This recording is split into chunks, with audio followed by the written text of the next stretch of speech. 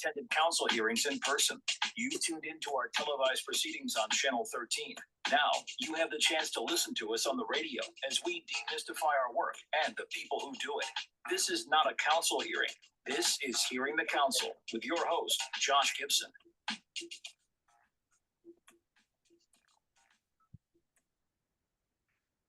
Thank you, deep voice person with a funky backbeat. Indeed, this is not a council hearing. This is Hearing the Council. You can't have a government without a council, so you can't have a government radio station without a council show. This is it. I'm Josh Gibson, Director of Communications for the Council. You may also know me as our voice on social media at Council of DC. And we are honored once again to be joined by Ward 5 Councilmember Zachary Parker, a frequent return guest, and I'm grateful for that. Thanks for being here today, Councilmember. Absolutely, glad to be here. We had to come back to the #1 rated podcast at the council. Although, I mean, shout out to you. You know, when I heard you were doing a podcast, I had high hopes, you know, but I didn't know if it would be a kind of a flash in the pan or not. But you're like deep into season 2. So yeah, that's serious. You inspired us. So thank you for the work that you do to keep neighbors informed. Absolutely. And I would not say no to an invitation to appear on the podcast, maybe in season 5 or 6 when you run out of It's coming. It's coming. I think way before season 5 or 6. So. I'm right there when the call comes. So anyway, I'm glad we started off on a lighter note because we're going to quickly pivot to the current state of affairs, which it's never good when local political news is the top story on the local news, as has been the case. I think most people that listen to the podcast, to the show, know kind of where we are, but why don't you give us the quick update to how we got here, this crisis that's less than a week old, and where we go from here? Yeah, so as neighbors likely know, the country was facing a government shutdown, and as to avert a shutdown, Congress needed to pass a continuing resolution. Last week, in an effort to pass a continuing resolution, congressional Republicans in the House put forth a bill that inadvertently or intentionally excluded language that would hold the district's local budget harmless. This is language that had always been included in these type of CRs for more than 20 years. It was very standard. And essentially, it treated the district government, which is subject to congressional oversight, separate from federal agencies. Without that language, the district's local budget was being treated like a federal agency. We are not a federal agency. In the CR that congressional Republicans in the House put forward, they were reverting funding for federal agencies to fiscal year 24. As you know, we're in fiscal year 25, and we're on the heels of the mayor presenting her fiscal year 26 budget. And so in order for us to revert back to fiscal year 24, that would mean we would need to cut more than $1 billion worth of programming and spending in our current fiscal year. And it's worth noting, our fiscal year 24 and 25 budgets were congressionally approved. They are balanced as a requirement of home rule. And it would be devastating. Last week, there was a flurry of activity from both the council and the mayor's office. Thousands of residents made calls, reached out to representatives across the Senate and the House, and took to the Capitol. I, in fact, joined many neighbors at the Capitol for several days last week. In true dramatic form, it was Friday. The Senate had until Friday at midnight, I believe, to pass or approve the continuing resolution that the House had previously approved that week and sent over. And the Senate did, in fact, do that.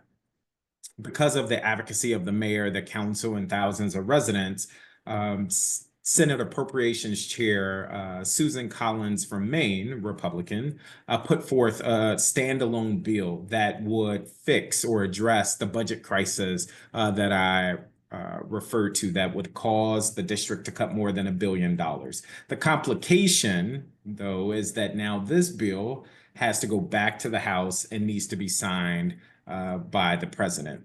After the House passed the CR earlier in the week last week, they went on recess and they're not expected back until next Monday, the 24th, I believe. And so this week, as you can imagine, my colleagues and I are advocating and calling on House Republicans to take up the unanimously approved bipartisan bill that was led by Senate Appropriations Chair Susan Collins that would fix the language and the issue that would force the district to cut more than $1 billion in our current fiscal year. And I just want to make clear the impact that cutting $1 billion would have on the district. We're talking about having to fire police officers and firefighters and teachers, to potentially roll back Medicaid benefits and other critical services and programs. It would truly be devastating for the district and unprecedented. And quite frankly, it would be unnecessary. House Republicans put forth this proposal to revert back to fiscal year 24 spending levels under the narrative of saving the country money. However, these draconian cuts that we would be forced to make would not save the federal government a dime, because it's our local budget, not our federal budget. And so in effect, there would be more than $1 billion that would sit in an account that we wouldn't be allowed to spend because of the federal bills that were passed. So we are grateful for the leadership and the partnership of Senator Collins. And just today, we stood shoulder to shoulder, the mayor and the council and the CFO, calling on the House of Representatives to take up that bill expeditiously, to pass it with no issue. And then we are told that the president has expressed his support.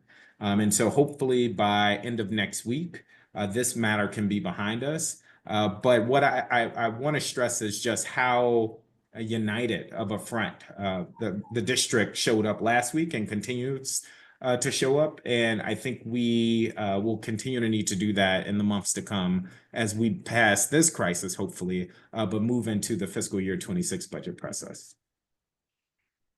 Yeah, I think if anything, this just demonstrates how tenuous the district's state, not being a state, makes us. That's exactly right. It's, little bits of sort of gossip and hearsay that, was it a mistake that this was done in the bill, which is disturbing in and of itself, or was it done intentionally?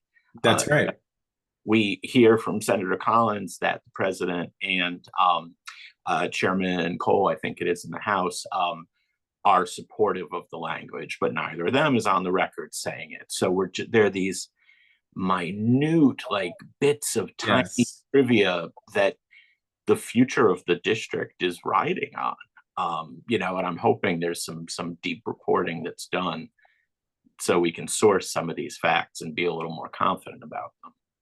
That's exactly right. I think it was the greatest example we've had to date of the consequences of us not being a state and being subject to congressional oversight, and truly being a district of more than 700,000 residents that are at the whim of these political waves. And to your point, if this was a mere mistake, as it's being reported by some, that's even worse. That by a staffer's mistake, the exclusion of a language, you would thrust the district, the country's capital, the city where we live, into crisis. It just seems unnecessary, and it is a great reminder that we need to keep pushing for DC statehood.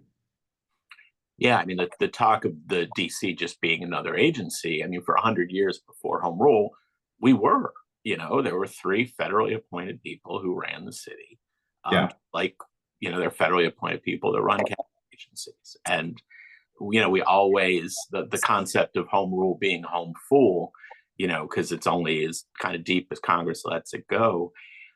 This is a reminder that, not a federal agency. We're far from a federal agency, but until we're completely not a federal agency, things like this could happen.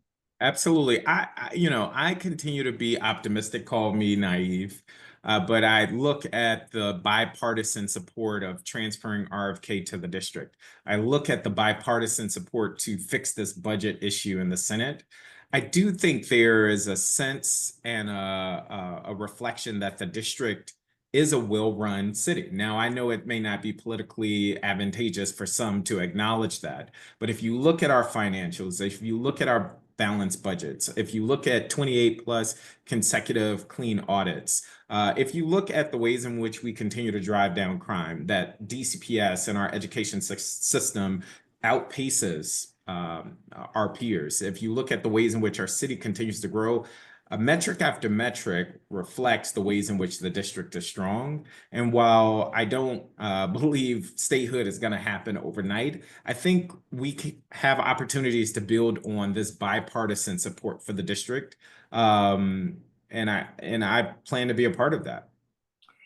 And folks nationally can't have it both ways. Either if that's right, we're a federal dependency, then we're a federal dependency and they have to own everything good or bad that's ever happened here. Or conversely, if we have been given limited home rule and, like you said, have run with it and been quite successful by any number of metrics, particularly in terms of budget, you got to give us a little respect for that, and you got to give right, the room to govern. That's right. These, it just seems like a giant finger came down from heaven and like plucked us in the head last week, where it was just like, oh my God, $1 billion and halfway through the fiscal year. So, I mean, it's bad enough if you tell a family that has a balanced family budget, here's a chunk of money that you thought you were going to have, you're not going to have it. But now you have to make up that money, not across a 12-month year, but across a 6-month year. I mean, that's like a double. It's like it's really double the number. That's exactly right. Across the 6 months. And to put it in perspective, we have a roughly $21 billion budget in total. We're talking about cutting $1 billion from a $21 billion budget, which is significant. To further put it in perspective, our police budget is roughly $600 million, give or take.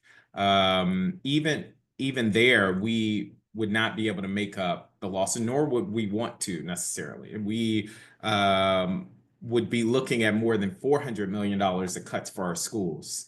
$400 million, and just to think about the impact that would have, not only in the infrastructure of our school system, but on young people's learning, is quite devastating. In the weeds of some of this, our charter sector, it's been reported that they are funded on a quarterly basis, and they've already received 3/4 of their funding up to this point through their school year. And if you're having to make cuts with that fourth quarter of funding, it just speaks to how we are and were in uncharted territory. So I just think, again, the consequence of this action, whether it's intentional or not, would be devastating. It does not align with the rhetoric that we hear from congressional Republicans. It does not align with the rhetoric that we hear from President Trump. It does not save the federal government a dime. And it would be antithetical to the goals that the mayor has expressed she shares with the president, which is to make the district safe and beautiful. And so again, I will end on an optimistic note that I'm hopeful within the next week or two, this issue can be behind us, and House Republicans will pass the bill and the president will sign it. And there's also, rich irony to this, that you said the language has been in all the past continuing resolutions. Continuing resolutions are temporary budget band-aids for yes. It does not pass an on-time balanced budget. That's right.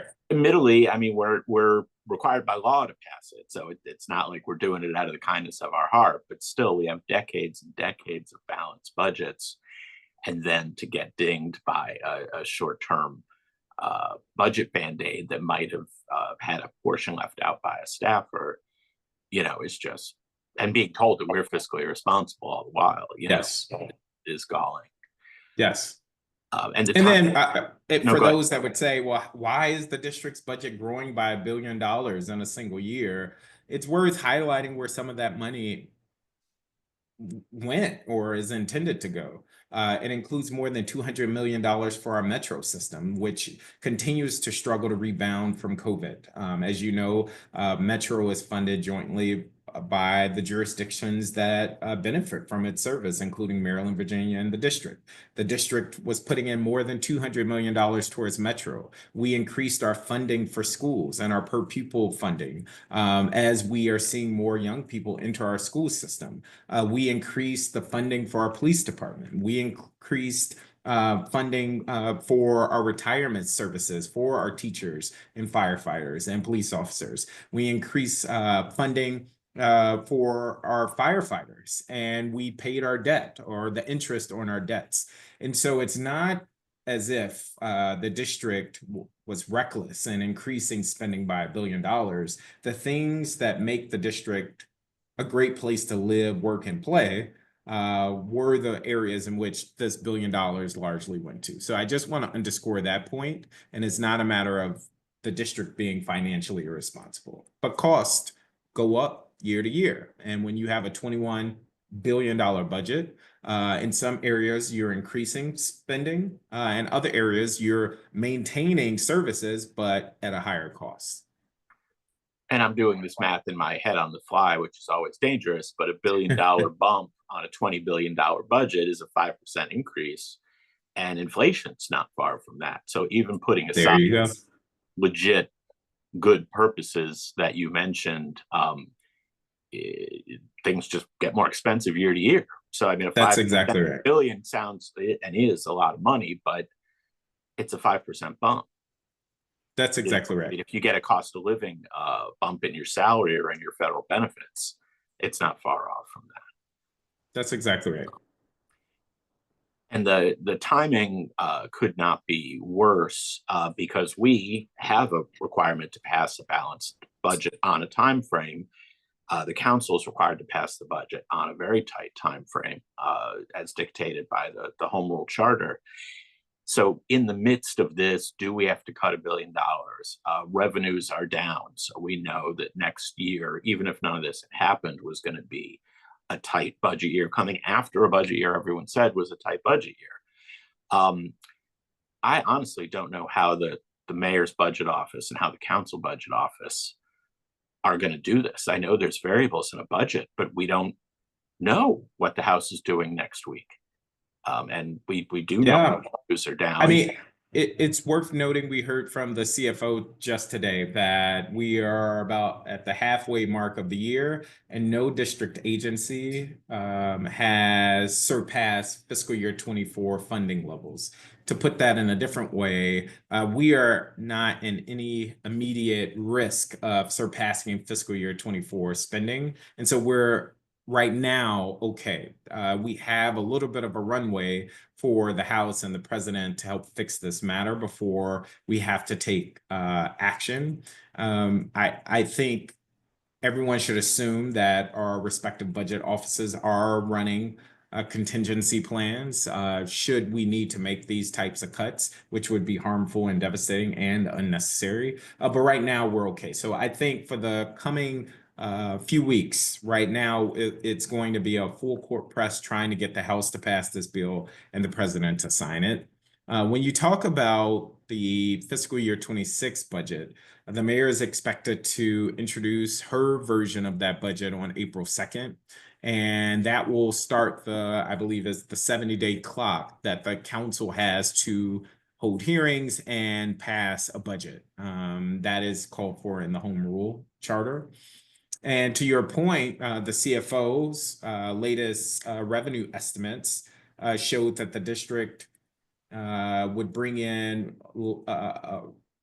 roughly $1 billion less over the financial plan. And that is due to our downtown corridor continuing to struggle as there's different postures from work from home and different companies and institutions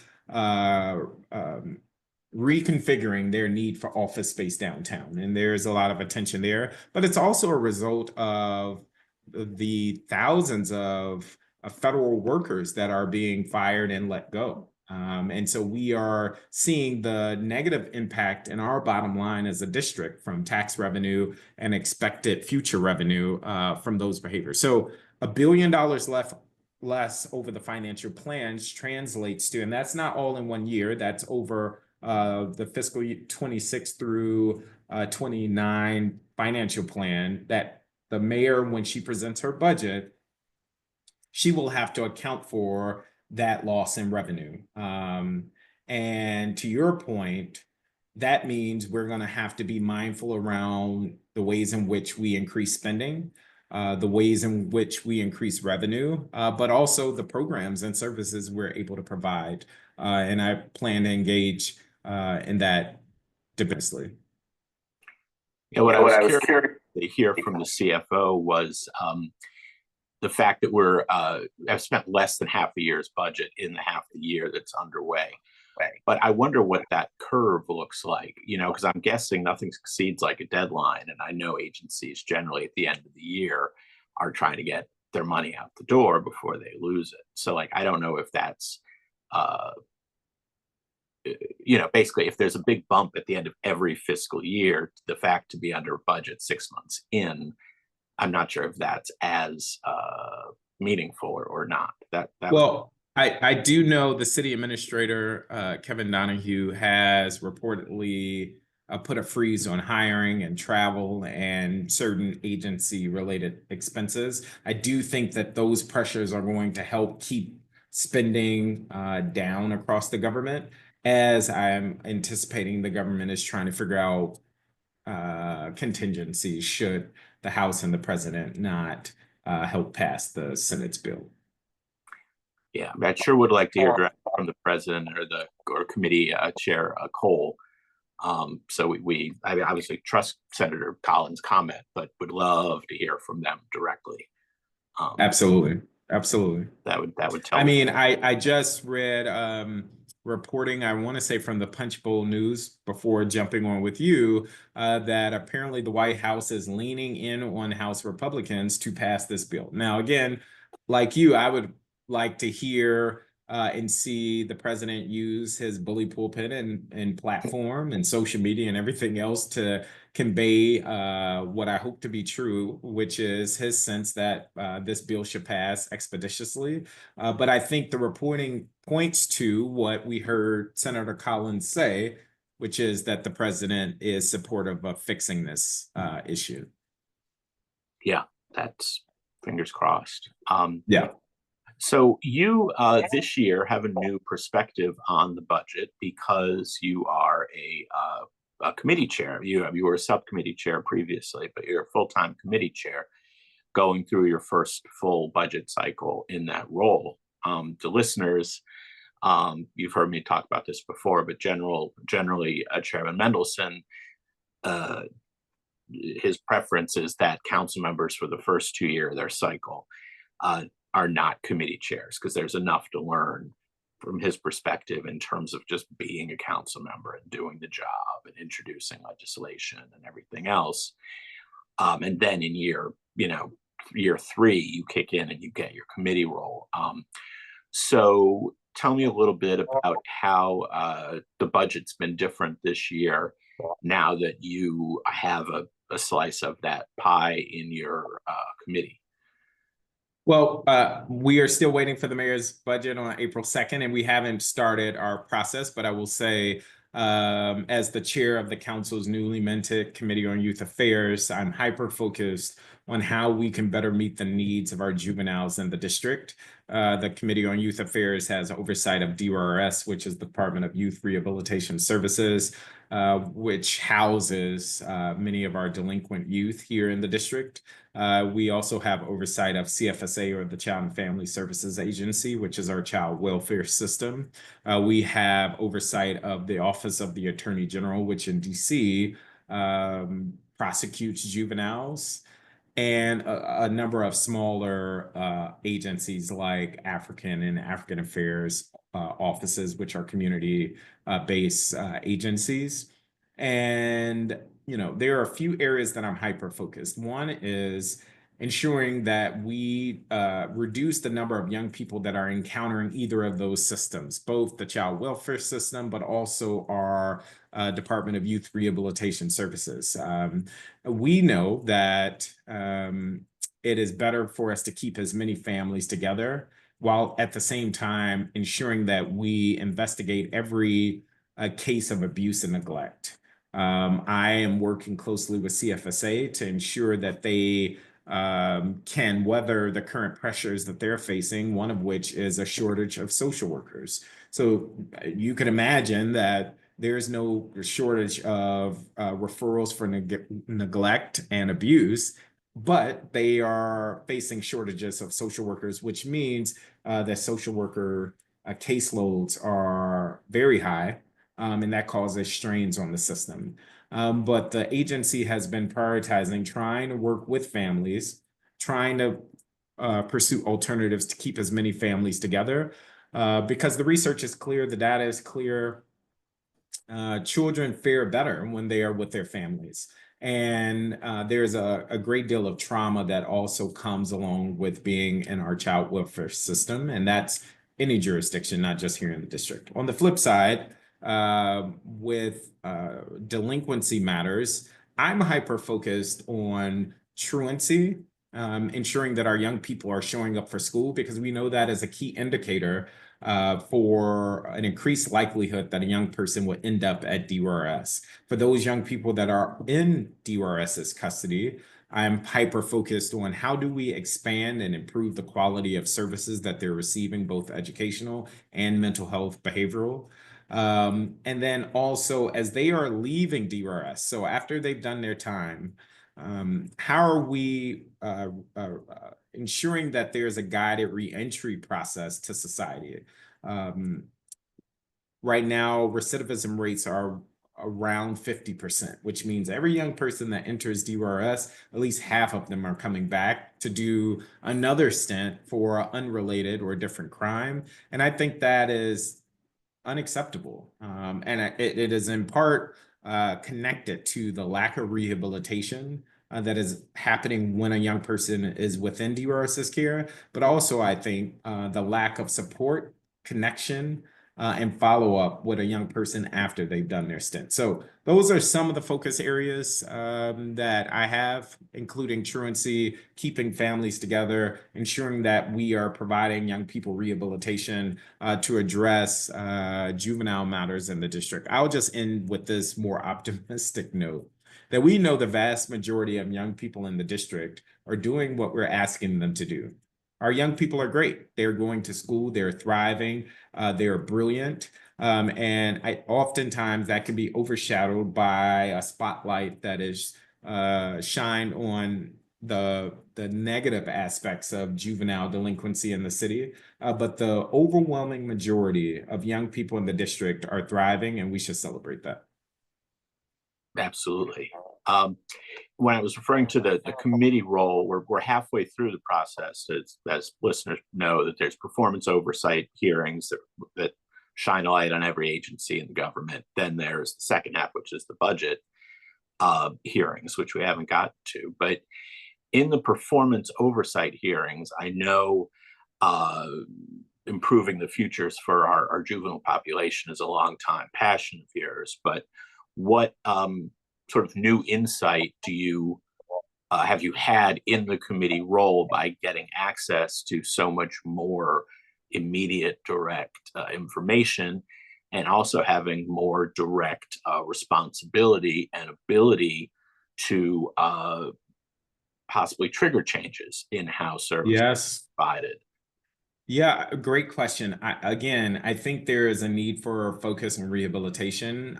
Now that I am more up close to the work and the issues, I see the loopholes. And while there's great work being done by folk at DRS, there is a need to really focus on rehabilitation. We cannot have a system of mere detention, which is largely what we have, that young people are detained and they're doing their time. They get out, only to go commit further crime or not show up to school and not be on a path towards success. So rehabilitation is really key. Um, uh, Young people, when they're entering DRS, they are enrolled at YSC, or the Youth Services Center, which is actually in Ward 5, as they await placement. That process can take weeks to months. And it's worth noting that this time is not counted or reflected in the ultimate amount of time that a young person is detained. So in other words, if a young person spends 3 or 4 months at YSC while they are waiting trial and while they are waiting placement, and then they have to do 6 more months, when they are officially placed somewhere in the district or in the country, because we do have a number of young people that are placed in jurisdictions outside of the country, they have to do all of those 6 months. And that time that they spent at YSC waiting doesn't count or is not credited to them. What's more damning, I think, is that there is a lack of mental health, behavioral health services that those young people are receiving. We know how traumatic it must be for a young person to spend a day in a cell. To consider that some of our young people are spending weeks and months in a cell without adequate services, it is not surprising that we are compounding the issue and seeing such high rates of recidivism. Second thing I think that has been illuminated through performance oversight is the importance of this reentry process. And I'm hyper focused on this because, as one young person said at DRS, and it was important for me to talk to the young people directly. And so I went in and, as part of my oversight, had a roundtable with young people in DRS's custody. It was striking that every young man that I talked to in that panel had been there before. Every one of them had been there before and was reflective of the ways in which our system is failing our young people. But one young person said, you know, when we leave here, it's almost like DRS, they're focused on where we're going to be placed, where we're going to be housed, but nothing else. And I think that is so true. We focus, our system right now focuses heavily on where we're going to place this young person, where they're going to live. And there isn't as much support about how are we going to make sure they get back to school? How are we going to make sure they actually go to school? How are we going to ensure they receive any mental health or behavioral health supports that they need? A young person talked about how they tried to go back to school after being released from DRS, but then they realized they were so far behind, and then they stopped going to school, and then they ended up back at DRS. And so it creates this revolving cycle that I'm hoping to disrupt. So those are two big themes that came out as it relates to DRS. I'll stop talking. You can sense my passion for young people. But I think if we are truly to get a hand around juvenile delinquency, we have to address the root causes of why a young person would ever want to pick up a gun or cause harm to his or her community. Yeah, I mean, it's I hate to boil it down to this, but it's a bit of a glass half full, glass half empty. That if someone enters the system, clearly a great deal has gone wrong in their life. That's right. But it's also an opportunity, like you said, to intervene, to ascertain what went wrong and what is necessary so that they don't end up back in the system. But that's exactly disappointingly, it seems like that we're not making the most of that opportunity. And it goes without saying, mental health is a need across the district, across the country, I think. Like, we have emerged from a pandemic, but I still believe we're experiencing the lingering effects of life after a pandemic. And there is an acute need for juvenile mental health services in the district. That is a known and acknowledged gap within our current service system. And so our young people are suffering and hurting and don't have adequate support. Yeah. And when, you're going through your life and all of a sudden the pandemic hits and things close up, and then you're going through your life, you think things are better, and all of a sudden $1 billion budget cut that may or may not be intentional shows up with a week to fix it. Those are not pro mental health for anybody. That's exactly right. That's exactly right. Okay, well, we are running short on time, but we always need to pivot to the fun round before we close out. And we're going back to the well. I'm going to give you a couple tasks, wacky tasks, and you tell me which of your colleagues you would like to tackle that task with, and why, and why. So I know you did your share this winter because it's been snowier. Shovel a sidewalk. Yes, I did of my share. I would say Councilmember Felder from Ward 7, our newest colleague. I saw images of him out there rolling up his sleeves and shoveling snow. So I believe he has the same spirit as I do, and it would be great to partner with him to help neighbors. Okay, that sounds good. How about co-teaching a college class? Ooh. Okay, I would say Councilmember Henderson, because we both have a love for education. But more recently, I saw with all of the budget drama going on, Councilmember Henderson had this very creative, informative video where she kind of took district residents to school and kind of broke down our budget and how it works and why this billion-dollar cut would be so devastating. And so I would say Councilmember Henderson. Okay, now pivot. Who would you want to co-teach a kindergarten class with? Co-teach kindergarten. Okay, so I would say Councilmember Pinto, for no other reason that I think every time I'm engaging with Councilmember Pinto, she's laughing and bubbly, and those are good characteristics of a young person's teacher or a kindergarten teacher. And so I did not teach kindergarten. I taught 7th grade. I think my hat goes off to every kindergarten teacher because it takes a special level of patience to try to not only corral young people like a kindergarten teacher has to do, but also to keep their attention. So there's a lot of singing, there's a lot of happiness and joy, and I think Councilmember Pinto would fit the bill. And I neglected to say when I asked this question of other council members, it's a hypothetical because they may not have taught in the past, but you as a longtime teacher, it's more real to you. Yes. Okay, 2 more. Who would you like to go clothes shopping with? Interesting. Clothes shopping. I've never thought about this. I don't know if I would want to go shopping with any of my colleagues, only because I don't really love shopping. But I would say clothes shopping, Councilmember Robert White.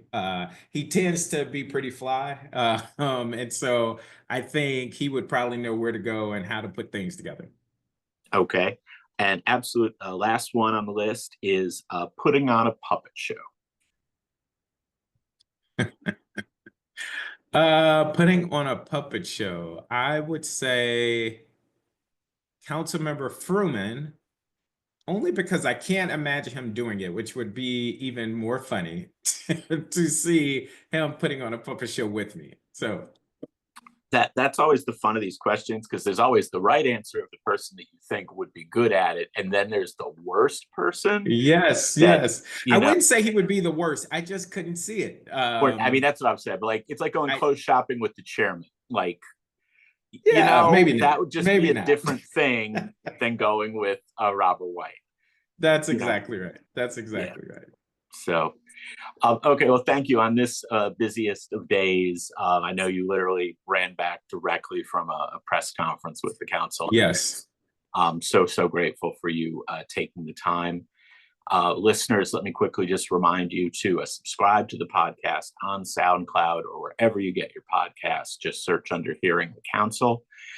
Thanks again, listeners, for joining us. Tune in next time. We're on DC Radio at 96.3 on your FM HD4 dial or dcradio.gov. I'm Josh Gibson. This is not a council hearing. This is Hearing the Council. Thanks so much, council member. Take care. Thanks, Josh. See you around. Have a good one. Bye-bye.